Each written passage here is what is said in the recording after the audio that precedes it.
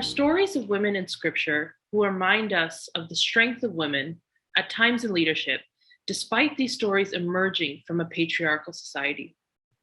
It's important to see these stories of women make a way out of no way in a world that normally sees them as property or weaker versions of humanity. These stories are crucial for allowing Scripture to at times be a liberating text. Yet, if we are honest with ourselves, are the stories of women in Scripture by themselves enough? Are the few we receive, compared to the breadth and width of stories there are of men, especially when it comes to leadership, enough to help us stoke our imaginations for a free and liberating future for women, where their ability and opportunities to lead are boundless? As it is in all of Scripture, these stories come from ancient times that sit across cultural canyons, from which we only have a few bridges to cross over and find understanding. We hold on to some of the stories that shape the communities of the past, but we also need new ones, just as they did, to speak to the world we are in now. We need to look at the lives of women around us and the ways the Spirit moves through them to see the full image of God working in women today and to help lead us towards greater liberation for women. Today, we will look at one such story of a woman in leadership who has shown the world in the past couple of years how transformative leadership by and through women can be, and what we feel is a comparable story to Deborah. This would be the story of New Zealand's Prime Minister, Jacinda Ardern. In the past and under patriarchy, most leaders were considered strong by their ability to be aggressive and dominate. Showing vulnerability and empathy was seen as weakness. Prime Minister Jacinda Ardern in recent years has been an example of how, in fact, leading out of strength and boldness can also be leading from a place of empathy, vulnerability, and solidarity. Ardern first became a member of New Zealand's parliament in 2008, and by 2017, she both became leader of New Zealand's Labour Party and was elected as New Zealand's third female prime minister. However, she was also elected at 37 years old, making her the youngest woman as head of government that the world has ever seen. She also is only the second woman to become a mother and carry a full pregnancy to term while in office. Her daughter was born while in office in June 2018, and there are beautiful pictures of Ardern speaking in New Zealand Parliament and even at the UN Peace Summit, with her infant cradled in her arms or next to her, held in her father's arms. This is an image of both new life, peace, fragility, and vulnerability that you do not often get to see in political spaces, especially the world stage. In her speech in the UN, she restated her commitment to ending child poverty and at least making her country the best place in the world to be a child. To make these statements with your infant child right beside you does something for the heart and imagination of anyone who is listening or watching. Very soon, however, Ardern's first term would be rocked by crisis after crisis. Less than 2 years after she took office, a terrorist attack occurred in Christchurch Mosque and the Linwood Islamic Center, where a 28-year-old white shooter from Australia took an assault rifle and killed 51 people and injuring an additional 40, which included citizens and immigrants from so many countries outside of New Zealand. This tragic and violent massacre was heard and paid attention to around the world. While many of us are used to the thoughts and prayers to forgetfulness cycle, Prime Minister Ardern blew the world away with a different response of leadership. First, she publicly mourned with the Islamic community in New Zealand while offering to pay for every single funeral expense of the families affected.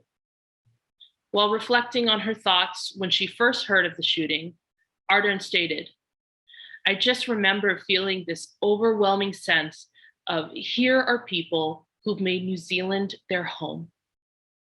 Regardless of whether someone has been in New Zealand for a generation or whether or not they moved here a year ago, this was their home, and they should have been safe, and they should have been able to worship here. And that was when I wrote down these words: they are us. Within days, Ardern proposed legislation banning assault weapons, which was passed in only 1 month after the shooting. She also made a point of never saying the shooter's name and made sure the shooter's manifesto and live stream was taken down to prevent the outreach of these ideas and furthering the trauma of the families and their community. She also chose to visit different mosques while wearing a hijab in order to be present, spend time with the grieving and terrified, hold hands, and shed tears with the Islamic families and communities affected. She showed them that they have every right to worship and belong, directly contradicting the evil and hate brought by the shooting. Soon after the shooting, the second crisis occurred, which we all know well, the COVID-19 pandemic. In an effort to care for the health of every person who called New Zealand home and to quickly do their best to minimize the threat, they instated a strict lockdown earlier on.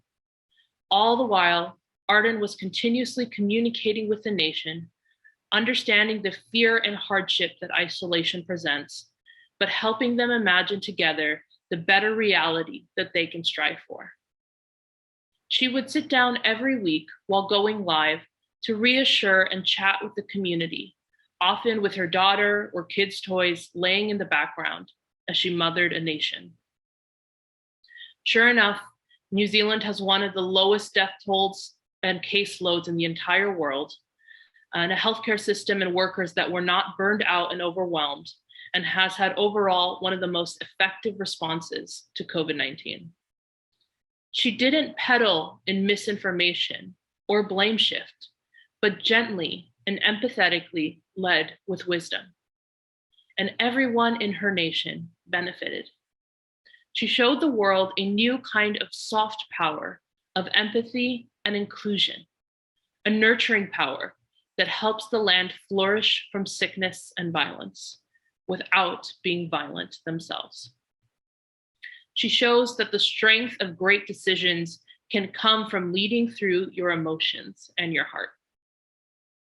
In Judges 4-5, we see Deborah as judge of Israel in a violent age and in a constant cycle of wars and attacking armies.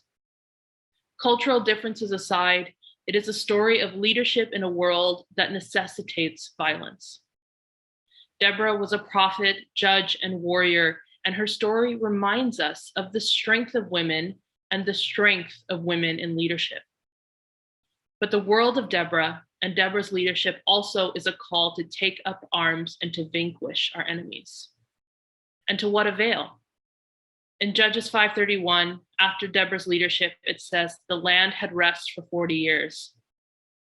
While this is not a bad thing, it is important to note that it is not shalom. This rest is not a flourishing, but an absence of conflict in a warring and violent world. True peace is more than just lack of enemies at our door, because that originates from the death of those enemies, not life. Peace, shalom, comes from life and inclusion through the presence of God, where fear of new enemies does not always lurk underneath the surface. So as we look at the stories of Deborah and Jacinda, Carl, Glenn, and I want to take a moment to share our thoughts about what kind of world do these stories help us imagine, and how Deborah and Jacinda's leadership calls us forward to that world. To me, it's interesting to see, because at times we close circles to say what is the right kind of Christian. And Jacinda Ardern, she actually was raised in the Church of Latter-day Saints. She was Mormon. So she comes out of the Christian tradition, still sits around the text, but we might not recognize the need to hear the voice because it comes from outside of us, but gives us a world beyond the text. She allows us to have the inherited, the strong notions of Deborah, the one who would call for war and have peace at the end of our enemies. And let's be honest, Most of us are pretty comfortable there. It's easy to grasp, it's understandable. Conflict has come to me, I must match energy. Deborah calls for rise in arms and people are slaughtered, but the new Deborah, the one in New Zealand who is saying maybe it's not the way, does a few things that fly in the face of the systems and times of antiquity that the first Deborah would have been in. She showed leadership with an infant, and that was one of the reasons in the ancient times women weren't allowed to testify in court, weren't allowed to be in official positions, because they thought that their vision would be marred, would be delimited by their need to caretake. So this woman shows that even in caretaking, you can see have empathy and response. That just like the first Deborah that said there was a new future, there was a hope for rest and peace in the land, but the new Deborah says there can be peace that is actually a flourishing of life, not just a delimiting of enemies.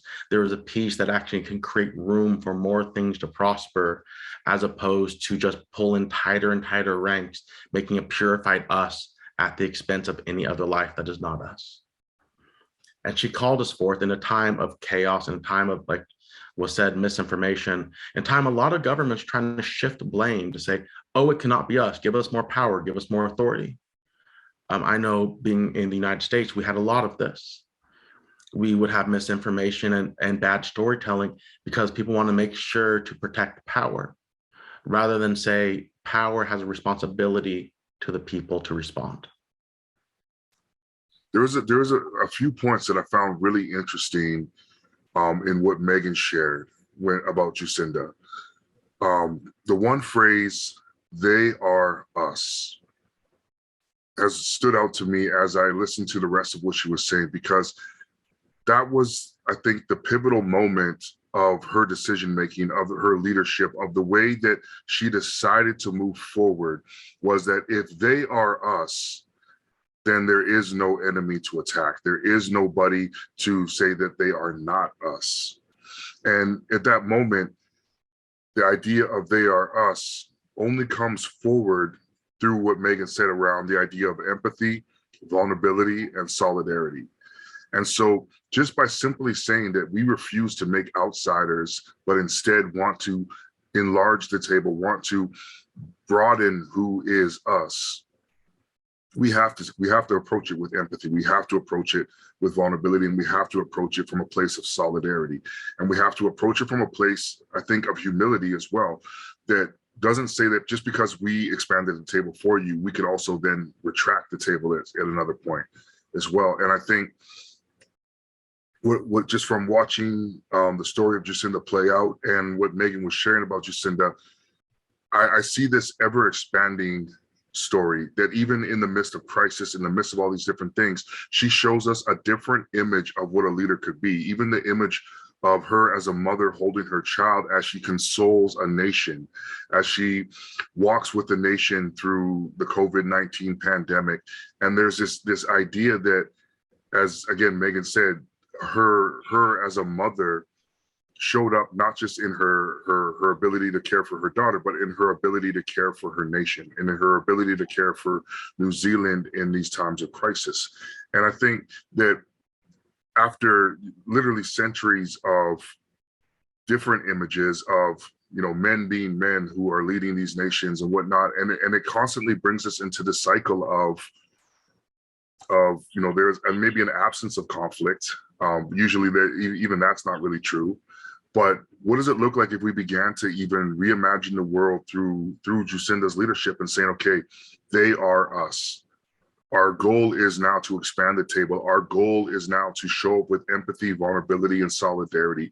Our goal is to have a soft, nurturing, and mothering power instead of a hard, masculine, negative, might is right, Pax Romana, Pax Americana type of power. And so I just love the idea that if we change the image, we change what we imagine. We change the possibility of the future. We change all of these different things simply by changing the image in front of us. So instead of somebody carrying a gun or a symbol of armed power, we see a mother carrying her child as a symbol of what Megan called soft power. And I think that's such a potent image that needs to drive our imagination into the future? So for me, there are a lot of thoughts just kind of swirling in my head. So I'm trying to bring them down and tie them down. So hopefully they come out coherently. But for me, I distinctly remember when the Christchurch shooting happened, and watching her response and just thinking like how stressful that must be, being the head of your nation, to have to deal with this crisis. And I remember feeling the pain in my chest, like, what would I do if I was a leader in that situation? And to watch her just so to respond with such wisdom and grace. I remember seeing that the clips of her wrapped in a hijab going to grieve with those at the mosque. And I just remember thinking, like, I don't know any male leader who would do this. I can't picture any male political figure, any male leader that I have ever known, whether in the church or in politics, ever doing something like that. And it just made me realize that's what it looks like when women lead. There's just with women with wisdom, that is what it looks like when they lead. When there's that soft, nurturing nature where they're allowed to show up as fully human, as fully in touch with all of the emotions that come with that as well. And I really feel like she has shown, last week we were talking about that idea of being emotional not being a derogatory term. And I think she has just really shown us the power of what it looks like when you don't have to abandon your emotions when you are a leader and decision making, that being a strong or wise doesn't mean being this robotic sort of, I think Glenn mentioned this the other day, this Spock-like figure, where you don't have to allow your grief, allow the things that you feel are right and wrong to guide you. So Jacinda just really shows me this beautiful way of how women can be mothers and leaders at the same time. So reflecting further on the story of Jacinda Ardern has really showed me, as kind of like what I mentioned in the piece, is that the stories of women in scripture may not be enough for us to truly imagine both a liberating future for women in leadership and let them lead us into imagining a new world where all people can flourish. So as we reflect on Jacinda's style of leadership, hopefully we can continue to reflect on the way that women are leading us today, and the way that God is moving through women in leadership today to lead us to a place of not just fear and absence of conflict, but a place of true shalom, true peace, where all human life is protected and brought to a place of flourishing.